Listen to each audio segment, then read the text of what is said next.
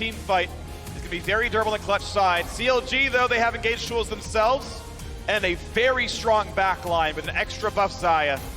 Xayah Rakan is so good. Yeah, I'm thinking even if Damonte does get a Karma Shield to throw himself into a team like a missile, Wiggly's still going to be in there with the Skarner ultimate and dissuade so many of these initiations, as we saw in Game 3. So it almost feels like Clutch Gaming is just going to say the same of Game 3, but better. We're just going to play better and get ahead and get a QSS, because the Karma pick, the Sedge, Aurelia, it's not a departure from what they've been doing so far this series. I'm just excited the Ahri is being thrown down in Game 5. Yeah. This is one of those theoretical counter picks to Aurelia, which relies on dashing so heavily. And by the way, yes, the changes Freak is talking about, Ahri, if you're able to land that charm on the dash of Aurelia, it denies the dash. It also denies the damage, which stops her from getting the reset. It completely stops the full combo. Ahri is literally the combo breaker in League of Legends now. We'll see if the theoretical counter can play out in lane for them, because they've got no extra room to work with. Game 5 must win for both sides. Let's see if the reverse sweep happens. CLG have clawed their way back into this series, and they are so close to taking that third place spot. Clutch had risen up the standings in summer. Have one game to go. Game 5, we're getting a level 1 here. 5-person invade for CLG up to the top side. They want to get an early advantage. Will they catch Huni? Defensive ward in this tri-brush makes it very unlikely. A lot of times you do see a Karma rush for the brush that CLG is in because of the potential move speed, but CLG doesn't get it. It's time for Game 5, and to get a word into the mindset of Clutch Gaming, Avali is standing by with Coach Artemis. Thanks, guys. Artemis, rough last 2 games for the team. What's been holding the team back, and were the issues resolved coming into Game 5? I think we just dropped the ball a little bit. CLG's playing mostly the same as they did in the first 2 games. I think we just had trouble executing on our compositions, and we lacked a little bit of fundamentals. So as long as we return to the form we had in the first 2 games, we'll be fine. And how's the team dealing with the pressure? Because this is the first time that a lot of your players have played in front of a crowd in a stadium or even played in playoffs. And now going into Game 5, this is a must-win. Yeah, we're dealing fine. I think we're a really tight team. We're really close-knit, so the guys are just leaning on each other and feeling good. And they trust each other, and I trust them, and so does Thomas. So again, we have a good composition. We're happy with our draft, and as long as we execute, we'll take home Game 5. Well, thank you, and best of luck. Back to you guys. Thank you very much, Avali and Artemis. And we'll see if Clutch can indeed return to form. That's the only problem, was just, well, they didn't play quite so well on the game. And they're happy to not change their comps up. And I think this is Clutch Gaming calling the CLG lane swap, actually getting that Karma Poppy matchup yet again. Pretty big deal. I don't think this will be the last time we see the teams switch lanes. You have to be careful with how you time it, though, and I do love the guess there as there's a fight bot. And already the strong 2-on-2 of CLG looks great. They get some trading back. Balfrost tanks the Ezreal Q. Cody Sun is already flashless this early. So big to get onto Cody Sun before he has Arcane Shift at level 2. Yeah, they got the flash out of Cody Sun. Yes, it is Ezreal who is going to be able to level up and get that extra safety. And this is 9:15, by the way, before the nerfs to the cooldown of Arcane Shift. So still, more slippery, but that is a good amount of burst damage as well that has been dealt. Power People from the top side pushes it in and gets the early roam off to mid. No flash wall slam. Huni just burned his haste, though. If he really wanted a flash charm, that could have been done, but that's not going to be the play here. And they have called the lanes back over, and Pee-wee going to lane in the matchup he wanted. We're going to watch how they get this level 1 flash, and it's just as simple as Bifrost landing the CC and Stixay charging. That's the Xayah Rakan, level 1 that is so powerful and needs to be respected. Now it's Huni wave clear. We're going to go back to the matchups that CLG want in this one, and they're pushing pretty well. Huni is going to be the slower one on this lane right now. Top lane not switching around yet either. Yeah, really, whoever can get the wave shoved out gets to roam first. I do think the timing there by PoE to go mid lane was the correct one, but now, as Huni's resetting the mid wave, they're going to go back again. Wiggly trying to cut him off. Gonna really slow. There's a stun. They're going to find some more damage. Red buff is on, actually. This is a decent trading pattern here for the Skarner. Damonte loses a couple hundred health. Again, the highway between top and mid is so critical when they're trying to continually swap these matchups. Wiggly's the first one there. He goes for the invade too. No communication from Clutch. Oh, no. Oh, Huni is in danger. Wiggly's coming around. Only blew up this time around. The root could be there. He's going to flash. He won't get stunned. Has to juke the charm with a wall slam. Chains it all up. And first blood goes to CLG. No communication from Clutch. They lose track of the CLG invade and they pay the price. Huni, double summoners are going to be blown as he teleports back out the lane. And it is CLG with the early upper hand here. Wiggly and Power of Evil roaming. Once the flash is blown, Ruin gets him just at the very end of the range into the wall slam, finds the stun, setting up for the charm. Such a costly death for Huni. He was juking the potential charm, which got him too close to the wall for that final stun. And also really a big deal is Huni burned the flash, but nothing was burned in return. He was still in range of everything else, so it was a completely wasted summoner, not predicting how easily they could have chased him down. This is a very easy to attack Karma. Kind of has to play the mid lane now, has to play the short lane. That's a knockout that finds Cody's son. Arcane Shift comes a bit late. CLG looking pretty good down here. Do still have to track the overall CS in these lane swap wars, though, because of how often PoE has been back and forth.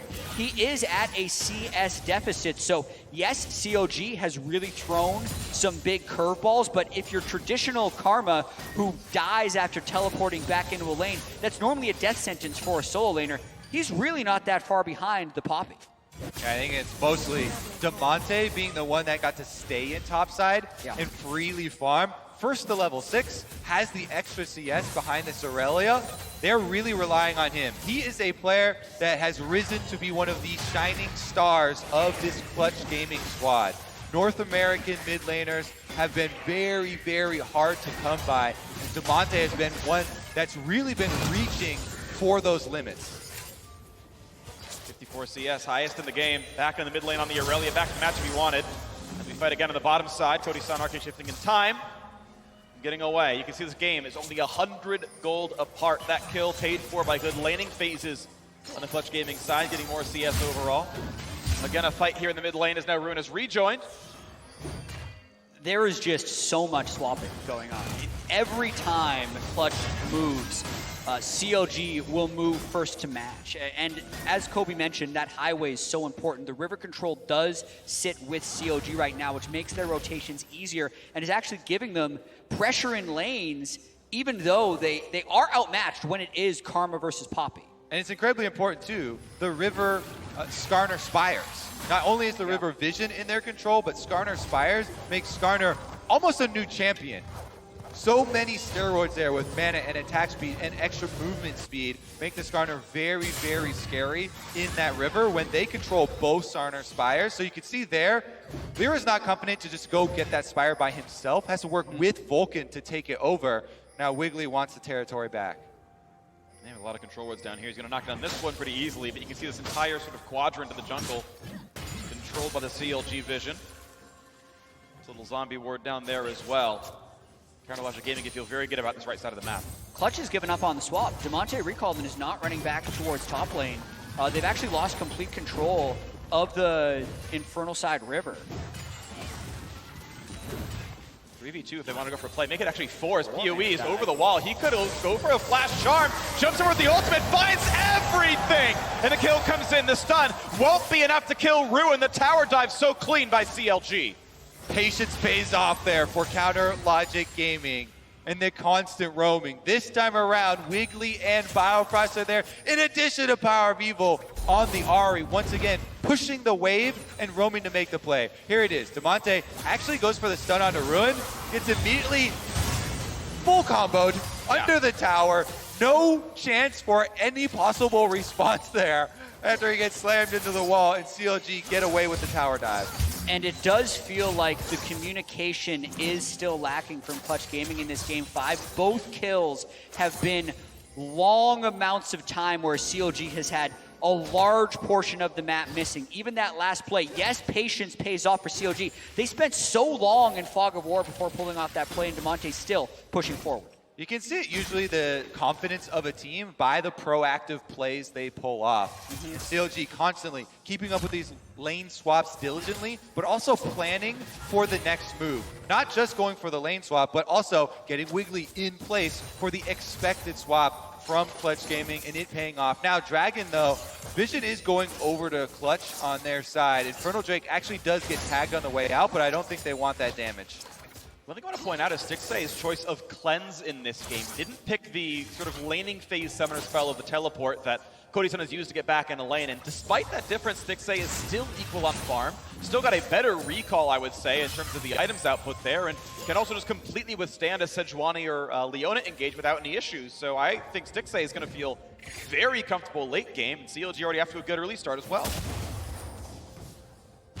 So fascinated by this lane swap game that we really haven't seen in a while as far as how frequent the lane swapping is. I want Clutch to spend more time helping their solo laners push out before initiating a swap back, because CLG has so freely seen the swap they want and gone for it, whereas Clutch Gaming does feel like they're behind on those swaps fairly frequently.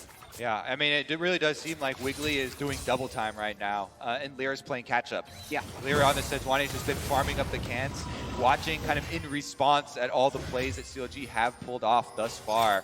It's just a complete turn of events from the beginning of this series where Lyra was the one creating the plays.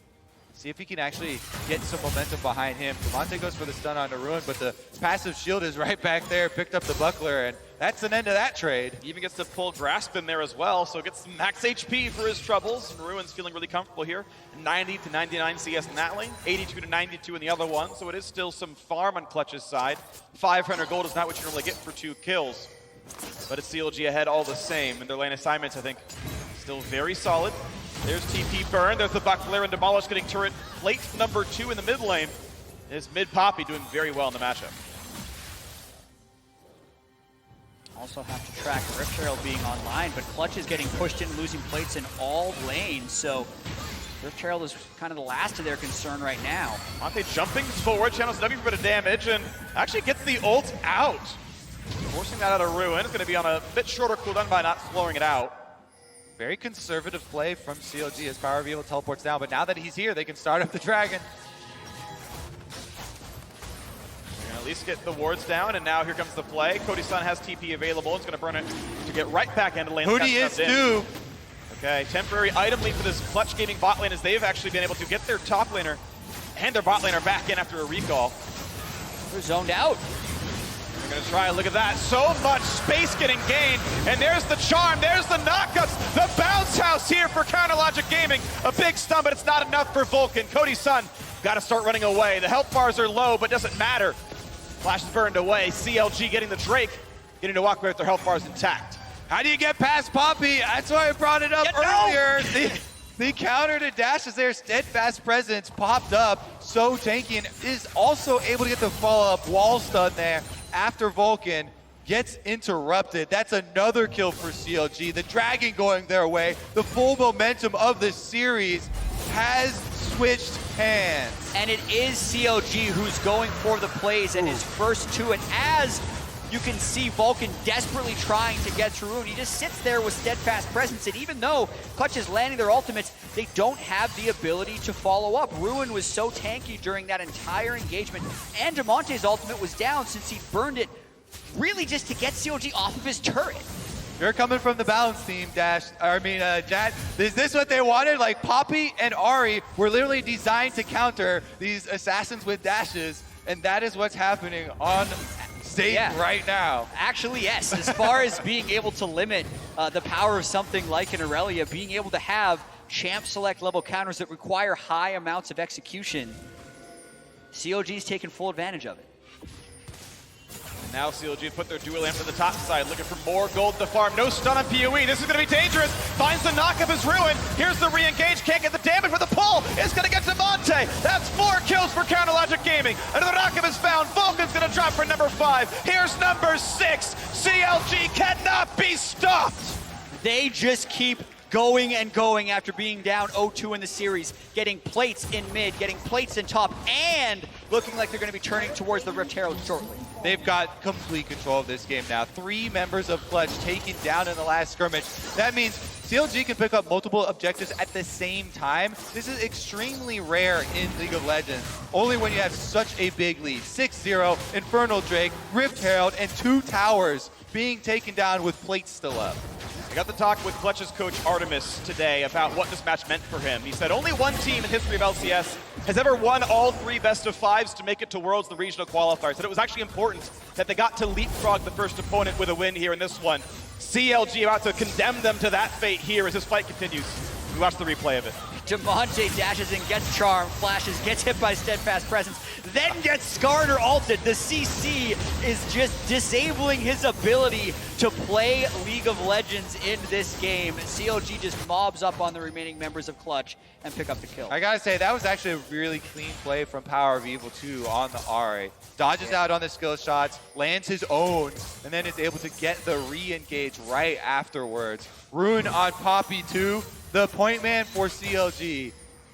So many of these wall stuns and a lot of value out of the Steadfast Presence. Yeah, and thinking forward for CLG, this is the type of game and the type of series they kind of needed to have. If they were to be nearly swept by C9 and lose in 4 games, and then be swept by Clutch Gaming, the blow to their confidence, and even how much they would start rethinking the way they play League of Legends and try and change something drastically before regional qualifier. Now, I really do feel like they've refound what their focus should be. And the lane swapping here is one of the newer things. Yeah. The fact that they have so frequently had actually a bad matchup on the lane. Ruin versus Huni would be a bad matchup for them, but they've completely avoided it with this frequent lane swapping. Now summon a Rift Herald in mid lane as we see Ruin going in for more damage. Stun found, but Lyra's pretty tanky. Ult used for wave clear. No plates to take, but the turret itself certain to fall as CLG get turret number 2 now in the mid lane. 4,000 gold puts them ahead at just under 16 minutes. Here's another charge, here's more damage in the turret. At some point, Clutch can defend themselves, but they're losing a lot of their territory. And I think they're just so shy to go in here because of how much anti-dash CLG has, as well as the Skarner ultimate. It's just overwhelming that if Clutch Gaming doesn't find the perfect clean initiation, they're going to lose at least 2 people. Yeah, there's so much of this game is about frontline. Yeah. It's a very formidable frontline on the side of CLG with so many answers. And Biofrost is an offensive look that they can go for too. That's why Clutch have to be very respectful in transitioning between objectives. Ruin just cleanly gets to walk down to bottom side, finish up that turret. You see the minimap. Damonte was waiting back up by the brush of the secondary turret because there is no longer safe space for Clutch Gaming to transition with. Full wards for them through the jungle, so they get to basically cut off any of those possible plays. Ruin from the brush. Now gets to bully Damonte out of the lane, and here's the rest of CLG. It's a 3-on-1. The Q gets canceled yet again. He's trying to run away, looking for a stun to buy some time. Gets the 3-man stun, but where's he going? He's running towards CLG's base. He's going to get cut off. He's going to get cut off again. Styx is going to find him. This is going to be Damonte trying to run away. Oh. And actually, it's Biofrost who actually tagged him last. Doesn't give any gold over to Styx, and he is arguably the worst recipient of 300 gold. Yeah, really nice stun too. Yeah. You know, silver lining, small victories. Silver lining. Jats, ooh, he got 3 of them. Yeah, ooh, nice. Oh man. Thinking about the way this series has completely turned. Freak, the thing you said earlier about only one team has ever won all 3 best-of-5s in the regional qualifier. Only one team has won the regional qualifier in NA. It's always been Cloud9. Every single time. We're in a unique position this year where Cloud9 and Team Liquid, who will be facing off in the finals tomorrow, are both going to Worlds. So it's going to be CLG, Clutch, FlyQuest, TSM fighting in that regional qualifier in 2 weeks. And as you mentioned, the loser of this series, if it is Clutch, will go into that on a 3-game losing streak, needing to win 3 best-of-5. So still a small chance to turn this one around, but it really does look to be in CLG's hands. True spots that the Mountain Drake is going into CLG's hands as well. 2 Drakes to 0. Next one to spawn is Infernal number 2. As we see the beautiful graphics down there in the bottom corner of the screen, and Clutch Gaming now have to pick up the scraps of how Game 3 is started. They have got nothing so far. These games have been getting actually worse and worse. CLG have improved game over game. Clutch yet to get anything done. No kills, no turrets. And play this extremely difficult game here. Okay, from Clutch's point of view, which one of those champions can you actually make a play on, even if you have a numbers advantage, even if you have Leona and Sejuani there, you're really strong, hard engaged. You don't want any of the frontliners. They're absolutely going to set up their teammates for the kills. Ahri has a built-in dash with the ultimate. We already mentioned Stixxay took Cleanse Flash on the Xayah and has an ultimate of his own to disengage with. It's so demoralizing when you even look at how to start up the pick for Clutch Gaming. And a 6,000 gold lead and a 7-kill lead is going to be demoralizing as well, but Clutch have to find their way into a comeback. Well, this one is going away. The near sweep is going to be turned around. CLG poised to win game 5. Big charm knockup afterwards. They're going to try to burn him down. The suppression's going to guarantee it. Stixxay on the board with kill number 2. All right, that was charm into knockup from Biofrost, who pops the quickness during the knockup into the Skarner ultimate. Yeah. Very clean CC train there. Even if Vulcan was pressing Flash 100 times a second, he's not getting out of that CC chain because of the way CLG layers. CLG, they get to make the choice about what they want to take down. Mid-tier 2 has already gone 5-0 in turrets. Top lane tier 2, the last one standing. They're going to join Power Vival up here and put in some damage. Clutch have respawned. They've got all 5 members, but they're missing 2 ultimates, 3 ultimates actually. As a charm lands again for some damage. Vulcan walks up, picks up the root, but he's way too far forward. That's going to be Poppy ejecting another one, and turret number 6 and kill number 9 come through. CLG are not to be stopped. You can see Clutch Gaming just desperately trying to have something, but CLG is playing so cleanly as they have the charm landing. Ruins there for the flank to separate the team, and they're going to get a Baronless inhibitor turret here because they're unstoppable. Under 21 minutes in, and they have cracked the base entirely. 8,500 gold puts CLG ahead. The turret nearly falling, but the wave clear does come through for Clutch Gaming. A push forward for Codyson. Gets some poke damage down, but it's just that. A minor inconvenience, and CLG can cleanly recall. And look at that. They have so much control of the jungle leading up to Baron. They've already opened up the inhibitor. But this entire area, every time Clutch try and make even one person venture inside, they have to worry about, is there a Poppy Skarner or is there a charm? Like, there's some sort of combination through each brush that is going to pick somebody off. They're trying to get themselves some vision to work with. And all the while, Stixxay has been farming at an insane pace. 224 CS in just the 21 minutes. So yes, there is all that CC that Clutch Gaming has to worry about. But even if they're not the ones getting caught, if they do not catch Stixxay, they also lose the fight. All the odds stacked against Clutch Gaming now. CLG have the path to victory, and it's paved with the wards they've put down in the jungle. Quick pick up there as they take the bottom scud. A little despawn before the Drake comes up, but free gold is free gold. PUE easily clears the mid lane first. They knock all those down. They can look towards the Baron or the inhibitor turrets, whichever one they want. Over the wall is Lyra. Doesn't go for the engage right now, though. Could have been an opportunity. They would have been there before Ruin, but no play. Still gun shy as Clutch Gaming. Wiggly walks forward, forcing Clutch to run away. Again, the attempt could be there, a stun, but no follow through. They refuse to go onto Wiggly. He's too tanky. 2,000 health and a stone plate. Gonna be hard to kill that one. Muramana not even done for Codyson. They've got a long way to go until they get powerful. Clutch need a minor miracle here. Yeah. CLG. They really need CLG to overreach for an engage, which is what they were really hoping Wiggly would do there, as Wiggly was just scuttling around. Woo! That could be enough of a chunk to just have CLG take Baron. And even with the Mountain Drake, CLG doesn't need to put their whole team here. Clutch could try and call their bluff and just blindly engage. Very low percentage play Sweeper. if they were to try it. They spotted it now. Blue trigger used, and it's not going to be enough time. There's no way in. There's no way to stop this. Baron goes to CLG now as well, and they can run right back up the mid lane. The flash charm might just find the kill. The flash in for Ruin almost kills him now. And there's the backline access, almost the kill. Not picked up yet, but Lyra has nowhere to run, and CLG find the kill. The flash in for Wiggly gets number 2. Down goes to Monte as well. A perfect game on the docket here in Game 5. And you can call that play a reverse sweep because CLG will complete it. Baron buff on, and they are inside the base. Looking at the final glimpses of Clutch Gaming's lives as they try to defend, but the TP comes back in. CLG 11-0 in kills.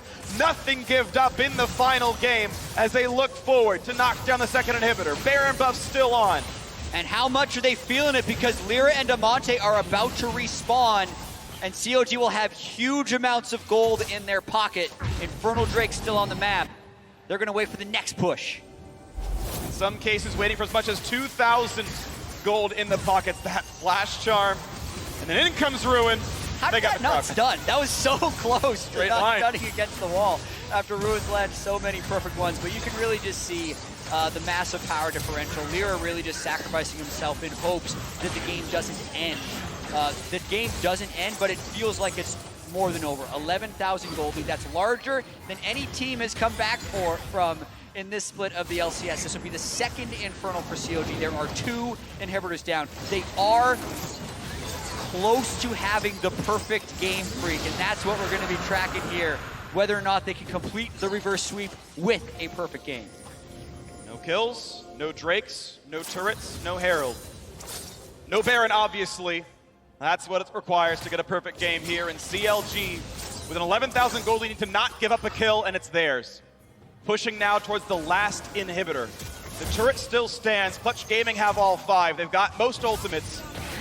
When do Clutch make their stand? When can they attempt to keep themselves alive? Biofrost gets stunned up, walks back to safety. The Ruin in, Hooney's gonna go down. 1 for 0, Vulcan stopwatch, but he can only stop and watch and then die again. A double kill comes in. Now to the back line, Stixay is low. He's trying to stay alive, and he will indeed drop, but it's still traded to be a kill.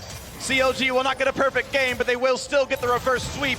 It is 4 versus 2. There is no chance to stop them. They will run in and find the last couple of kills, the last few structures. Ruin is basically invincible. The minions are inside the base, and CLG fans should never have doubted them. They will complete the reverse sweep. They will knock down Clutch Gaming. They will bypass the first round of the regional qualifier, and CLG look like the best team to head to Worlds as they crush the Nexus and crush Clutch Gaming. And how's that for some practice on the stage? A reverse sweep of Clutch Gaming, who seem to have all of the momentum and then some to come back in Game 5. Lane swaps out the wazoo. Nearly a perfect game. 15 kills to 1 in 26 minutes. CLG is positioning themselves for that region.